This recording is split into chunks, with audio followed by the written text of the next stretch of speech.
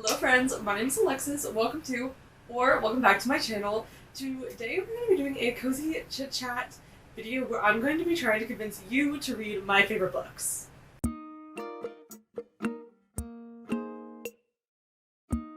So hello, if you don't know me, my name is Alexis. I am an avid reader and I love recommending books.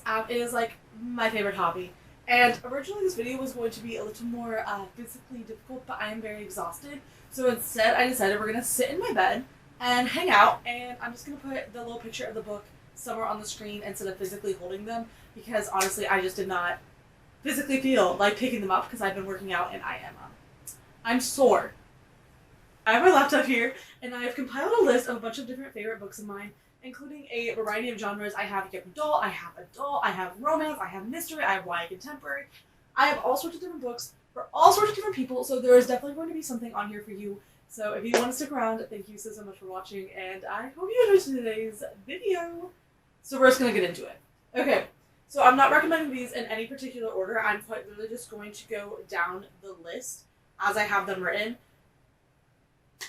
because I'm not ranking these. That is not possible. Thank you for understanding. Okay, so the first book I have listed as one of my favorite books that I want to recommend to you guys is Do I Know You by Emily Wibberley and Austin C. Broca. This one just came out on January 24th, and it was so freaking good. I read an arc of this one, and it was amazing. I've recommended this book a lot recently on my channel, so I'm going to try not to blab for too long about this one. But essentially, this is about our main two characters, Eliza and Graham, and they're on their 5-year marriage anniversary, like, vacation trip, but things are not going very well in their marriage, and they end up kind of having like a situationship where they pretend to be strangers meeting and dating for the first time, and they use that sort of like metric to fall back in love, and that's like the whole book. It is so good, it's so fun, and these characters had such incredible chemistry. It was a really fun read. It's a dual POV, second chance romance, like has like this flirtatious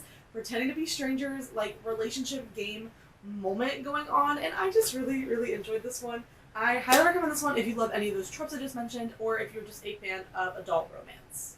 The second book on my list is also a recent read, and that is You Deserve Each Other by Sarah Hogel. I read You Deserve Each Other, I think, late last year, and it easily became one of my favorite reads of 2022 because, y'all, this book is like enemies to lovers done correctly. I am not always the biggest enemies to lovers fan. Like, I do enjoy the trope, but it has to be done well. And You Deserve Each Other is like the most perfect second chance romance, enemies to lovers moment I think I have literally ever read. It's about our main two characters, Naomi and Nicholas, and essentially in their relationship, they are like engaged to be married and they live together, but Naomi has been like feigning contentment for a very long time and is not actually happy with like their relationship. And like while their relationship is like perfect on paper, it's not working, and she really wants to end the engagement. However, they find out at the very beginning of the story that essentially Nicholas is as sick of their relationship as Naomi is, so they start going into like a full-out battle of like wars and pranks, and essentially they're trying to get the other person to call the wedding off first. Like, that's like the whole like thing. And y'all, this book makes me so happy to think about.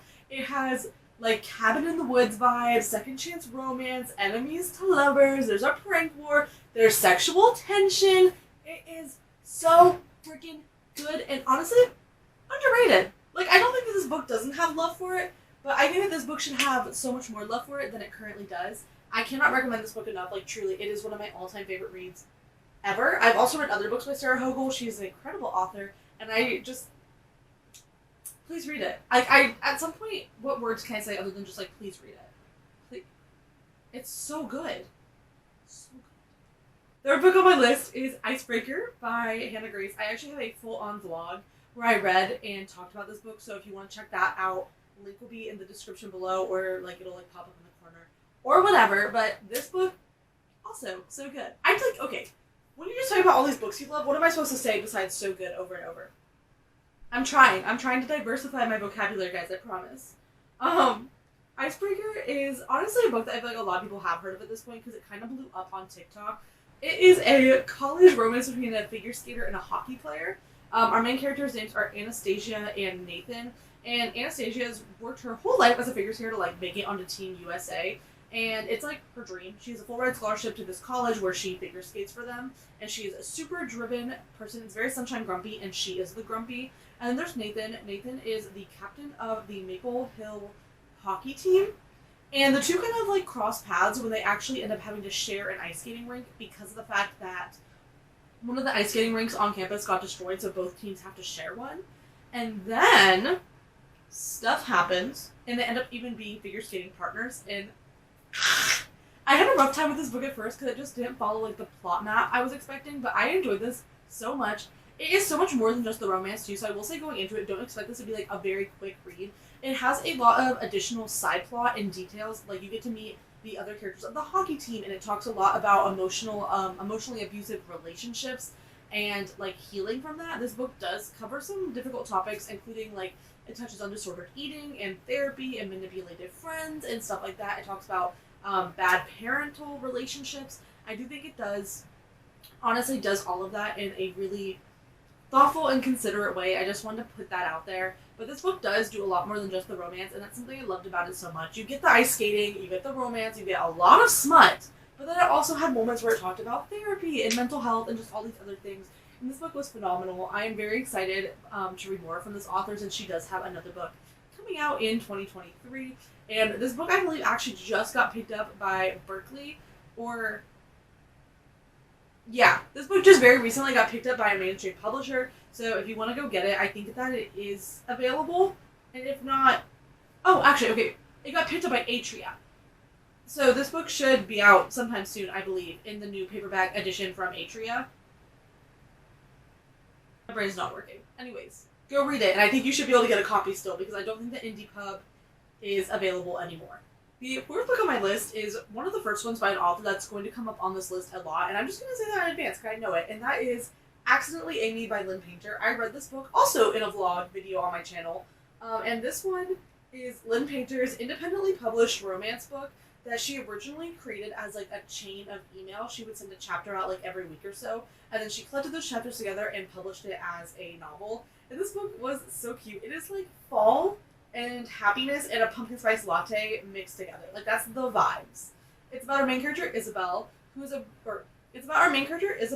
very honest and good person, except on the first day of her new job, she's going to Starbucks, and the barista yells Amy 3 times, and there's no answer, and it's like her exact drink order, and she's running late. So she grabs the pumpkin spice latte, and as she's heading out the door, she runs into a very attractive man, who, like, they have like a meet cute, and then he's like, anyways, I'll see you tomorrow, Amy. And she's like, yikes, because, you know, it's not her name. And then when she gets to work, the VP of her department is the guy she ran into. This book was so cute. It is like, it has a meet cute, it's Grumpy Sunshine, friends to lovers. It is so cute. It is so cute. If I remember correctly, I think this might have also been dual POV. I can't quite remember. But it was so cute and just warm, and like, it just exudes fall. Like, if you're looking for something, especially in the fall time, that is short and quick to read, since this really is not that long, it's only like 320 pages, this book is perfect, and it was absolutely adorable. Also, the cover is like stunningly beautiful, so highly, highly recommend. Now we have When in Rome by Sarah Adams. I don't even know what to say, because these are like my favorite books, but a lot of these are ones I've read recently, so I'm like extra like, y'all, you gotta read When in Rome. The sequel comes out this year, and y'all, please.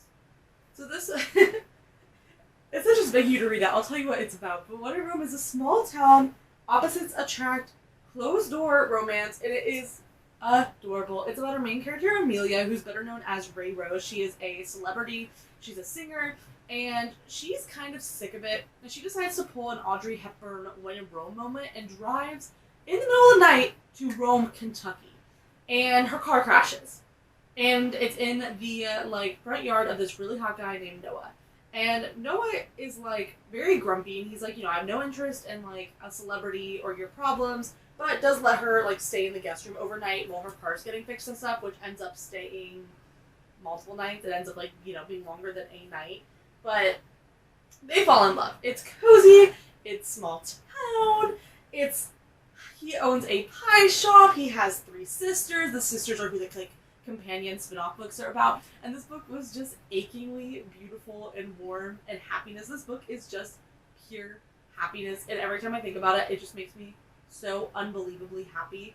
I cannot wait for the next book. Practice Makes Perfect is the next book, and it comes out later this year, and it's like one of my most anticipated reads of this year. So I'm just like really excited for this book, and it's one that I do think is criminally underrated. Like, of all the books on this list, this is one that I feel like I do not see talked about very much at all, and I really feel like that. It's just like, it deserves better. I feel like it deserves so much more hype and love.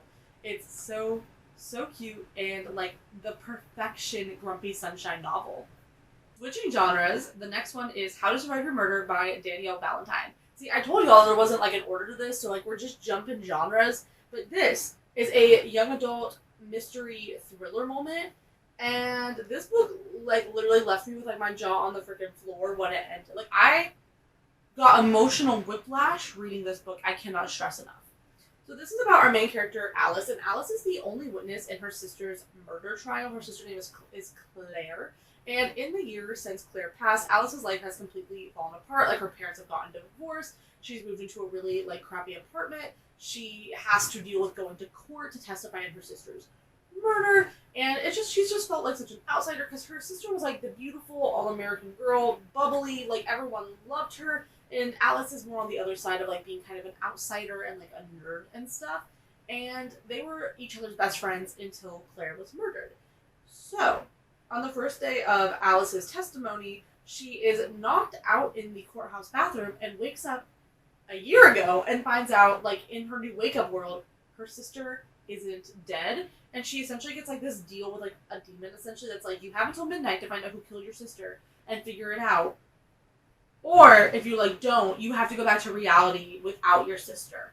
Those are your two options. It's very spooky because her sister was murdered in a corn maze at, like, a Halloween party. So the entire book is a 24-hour time plot that takes place on Halloween. It's very spooky. I wouldn't say it's particularly gory or anything, but, like, it was very shocking. I did not see the ending coming at all. Like, jaw was on the freaking floor. So if you want something that's, like, spooky and thrilling, this one, highly recommend. Jumping genres again, we have Never Vacation with Your Ex by Emily Wibberley and Austin Broca. So this book doesn't come out until April of this year, so this is kind of my, like, hey, read this when it comes out this year because it's really good. This one is a bit of a more young adult. Like, it's, the characters are probably 17, 18, I believe, and they definitely have a more mature tone of voice than some younger young adult. So I think this could definitely appeal to, like, a variety of audiences. This is about our main character, Kaylee. Kaylee is a nationally ranked volleyball player who, like, is going to, like, get super famous and play volleyball for her career, essentially. And she also has a really hard time with dating. And she and her family every year go on a vacation to California with her family's best friend family. And they have a son that's her age named Dean. And the two of them dated, and she broke his heart without giving him any reason. And now it's about to be summer, and it's time to go on vacation together again. And she's like, I don't want to go. This is going to be so awkward. I dumped him. And long story short, they end up going. So it's like 3 weeks of vacation, kind of forced proximity because they have to stay in this beach house together. Second chance romance. And it was so cute. This book was very atmospheric. It really felt like California. It has this like subplot where she's trying to like help him move on. So she's like trying to help him find other girls, but then she gets jealous of the other girls because she realizes she still likes him. It's really cute. The tension is amazing. I love the relationship dynamic between these two. This means very little to me because I haven't consumed these media, but in case it means anything to you, it's marketed as Forgetting Sarah Marshall meets Crazy Stupid Love. I don't know. But in case that means anything to you, I just wanted to point that out. It is a really fun second chance romance. It flew by really quickly, and it will be out in April this year. Additionally, thank you so much to Penguin Teen for providing me with the arc of this book. Emily and Austin are like two of my all-time favorite authors, so it always means so much to me when I get to read their work early. Also in YA Contemporary, I have The Do-Over by Lynn Painter, which is, again, I mentioned, there's going to be a lot of Lynn Painter on this list. Same with Emily and Austin. Favorite authors, and they've written a lot of books that I just, like, passionately adore. So with The Do-Over, this is Lynn's most recent YA Contemporary. It came out late last year. I also have a blog on this one in case you're interested. I'll have it linked in the description or something. So this one is a 24-hour time loop set on Valentine's Day. However, I can say easily, you can read this any time of the year. You don't have to like read this around Valentine's Day. It's about our main character, Emily. And essentially she has the worst Valentine's Day you can imagine. Like, she's cheated on, and just, I think she, like, I don't even know. I don't even remember what happens all, because I read this book in, like, such a blur. But she has a really bad Valentine's Day, and at the end of the day, she goes to bed, she wakes up, and it is Valentine's Day all over again. And she's stuck in this time loop nightmare, and it's awful. And essentially something that happens every single day is not only does she find out that her boyfriend cheats on her, but she also constantly, physically crashes her car into a guy named Nick. Like, into his car, not him physically. She hits his car with her car. Every day. So, it's a time loop romance. So Nick is like the main character's love interest. It's only 300 pages. It's a very, very fast read, and I think Lynn does a fantastic job with this trope. Because I know some people don't like the 24-hour time loop because it can get repetitive, but I don't think Lynn, like, overexerts the time loop. I think it is so tastefully well done. The romance is so fun, and there are a lot of Taylor Swift references in this, so I get Taylor Swift as your jam. Lynn Painter's books just should be for you, because she references Taylor Swift very frequently. Also by Lynn Painter, I have The Love Wager, which is coming out in just a couple weeks from now. It comes out on March 14th of this year. This is her second adult romance novel, and it is a companion sequel to her other adult romance novel, Mr. Wrong Number, which is also on this list, just in a little bit. I read an arc of this one, which I still say thank you so much, Berkeley, because I was not expecting an arc of this one, and I, like, cannot express enough how excited I was when I got the arc of this one. But this book follows our main character, Hallie, and Jack. Jack is the main character of the first book's brother. So, Hallie is a bartender, and she feels like she's finally hitting rock bottom when she finds herself belly crawling out of a hotel room. And she decides, you know, I'm going to be a full adult. She gets an adult job, new haircut, new clothes, new apartment, and she also starts using a dating app. And through the app, she connects with Jack, the guy who she hooked up with and snuck out of his room. And the two, like, kick up a friendship. And they decide, you know what, we're not going to date, but instead we're going to have our dates at, like, the same restaurant, and if they go bad, we're going to meet up after and go get tacos and talk about how bad our dates were. And they start texting and having a friendship, and it really is, like, best friends to lovers. Like, hardcore. They become best friends, like, bonding through these bad dates together. And they decide to make a wager on it, hence the title being The Love Wager. But things get very blurry when they have to go to Hallie's sister's wedding, and they decide to fake date for a weekend. Y'all, the sexual chemistry between these two characters had me on my knees. It was so good. It is very intensely best friends to lovers. Like, they have such an amazing friendship. I loved their dynamic together. It was so good. They're texting, they're chatting, they're getting tacos. He memorizes her taco order after, like, one dime. It was so cute. This book was simply so fun. I breezed through it so quickly, and it's definitely going to be one of my favorite books of 2023 already. Especially when they were fake dating. Like, the chemistry and the, like, will they, won't they was just so unbelievably good. And even just thinking about this book, I'm getting so smiley and giddy because, like, I enjoyed it so much. This is definitely, like, I think I like this book better than Mr. Right Number, honestly, probably just because of, like, the characters. Not necessarily even because, like, the writing's better, I think. I just really connected and love these characters. Like I said, this book's not coming out till March, so if you're interested, I would say definitely pre-order, and I'm just, like, very excited for this book. So I hope that when it comes out, I get to see other people, like, review it so I can talk to them about it, because I've had no one to talk to about this book yet. Next up, I also have another book by Lynn Painter, because I'm realizing I have, like, I think I literally have every book she's written on this list. This one is Better Than the Movies, which is, like, I feel like her most well-known book. I read this book last year in a vlog, and it's one of my all-time favorite books, quite literally, ever. This book is the epitome of happy for me, and every time I think about it, it just, like, makes me feel so warm and, like, sweet, and this book just makes me really happy to be, like, in existence. Like, the fact that I get to exist at a time with Lynn Painter and this book is very exciting. This book is about our main character, Liz, and she has always known that her neighbor, Wes, is not boyfriend material. Sorry, that's just the first line of the synopsis. They are childhood friends / neighbors, but, like, kind of not. Like, she was always, like, grumpy at him because he, like, messed with her toys and stuff. And even now, 10 years later, they have, like, a rivalry over the parking spot in front of their house. So they're not, like, besties, but, like, it's not really enemies to lovers, per se. They kind of just, like, find each other annoying. And when the book starts, they find out that Their childhood friend and Liz's childhood crush, Michael, moved back to town and is attending their school again. And she's kind of like a hopeless romantic, a homebody, and she really wants Michael to, like, notice her so they can fall in love, because she's like, oh my gosh, this is, like, my romance. So she asks Wes to help her, like, get into Michael's social circle, and they kind of, like, scheme together to get her magical prom moment where she's gonna go with Michael, but they start, like, being friends along the way. And this book is so adorable. Like, from the first pages, the thing that I always think about when this book, and, like, the way I knew I was going to love it, was very, very early in the book. And this is, like, not super spoilery, guys. Like, this is, like, a little moment that happens. Very early in the book, they go to a party together, Liz and Wes, and she ends up changing into some of his clothes. I think she got, like, something spilled on her or something. And they're too big, like, her sweatpants that she's wearing are falling down. And Wes, like, grabs the sweatpants and, like, holds them for her so she can, like, comfortably talk to Michael. And I was just like, that's so cute! It's such a good book. It's also, like,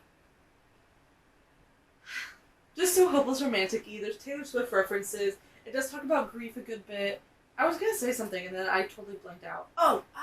He falls first. And this book has some of my all-time favorite romance quotes, like, ever. It is just such an adorable book through and through, and it truly deserves all of the hype that it gets. Like, I really do genuinely believe that. Now we have The Roughest Draft by Emily Wibberley and Alexis Broca, who I said, again, would be on this list a good amount. So this book is a debut adult romance novel, which I also read an arc of last year, and I really enjoyed.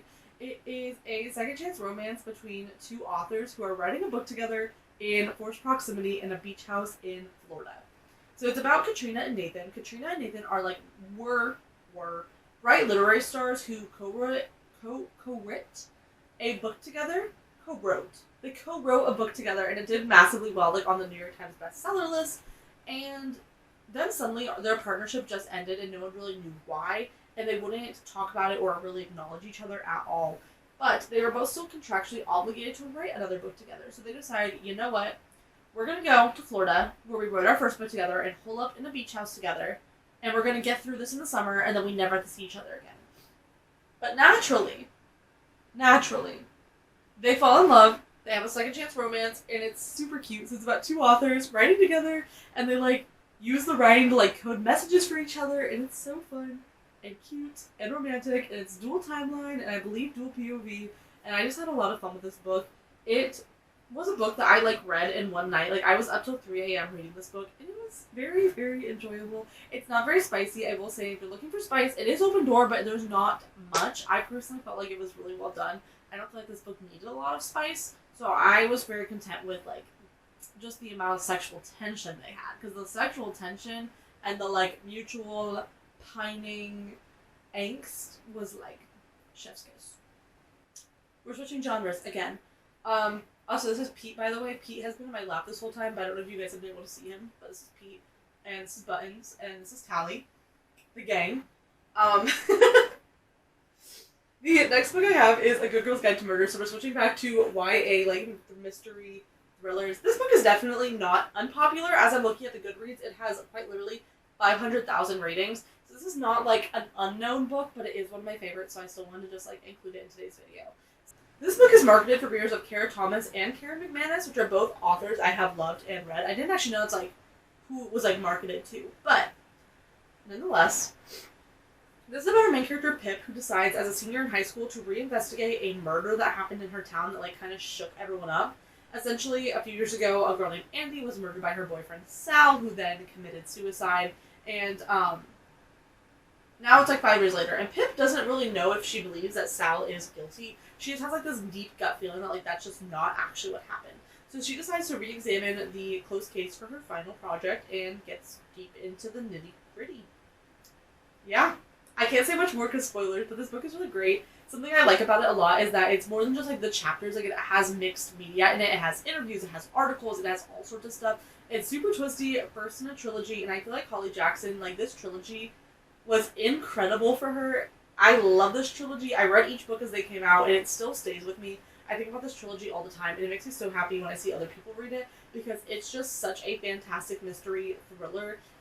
I cannot recommend it enough. As promised, Mr. Wrong Number by Lynn Painter. I said this was on my list, So here it is. It's on my list. This is like an anonymous relationship trope, and that's... Sorry, my brain buffered. Okay, it's like anonymous relationship, but also like sunshine grumpy, but also like kind of like they don't get along to lovers. Essentially our main character, Olivia, is really bad at luck. She is always messing things up, and she quite literally burns down her apartment building, and then has to move in with her brother, Jack from The Love Wager. One day, she gets a random text that says, "What are you wearing?" from a wrong number, and it turns into like an anonymous, hot, sexual, steamy texting, flirty relationship moment. And then on the other side of that, the guy she is texting, his name is Colin. So Olivia is his best friend's younger sister. My brain. Oh my goodness. Okay. Olivia is his best friend's annoying little sister, and she moves into them after like the apartment burns down. So, yeah. I'm so sorry. My brain has just shut off for this description. It's like anonymous relationship, and also like forced proximity and sunshine grumpy. It was really cute. It had some good smut moments and steam, and I really, really enjoyed it. Okay, we're gonna switch genres 2 more times. The next 2 books are not even the same genre. This one is Fireborn by Rosaria Munda. A lot of y'all probably don't know, but back in the day, I used to read a lot of young adult fantasy. Like, that was probably my main genre, and now I mostly read romance. But this book is still one of my all-time favorites, even if that's not, like, my favorite genre. So, like, I felt like I had to include it. Fireborn is the first in a completed trilogy by Rosaria Munda, and I've read all 3 books and absolutely adored all of them. I also have a vlog for one of these books up on my channel. To give you a synopsis, as I should.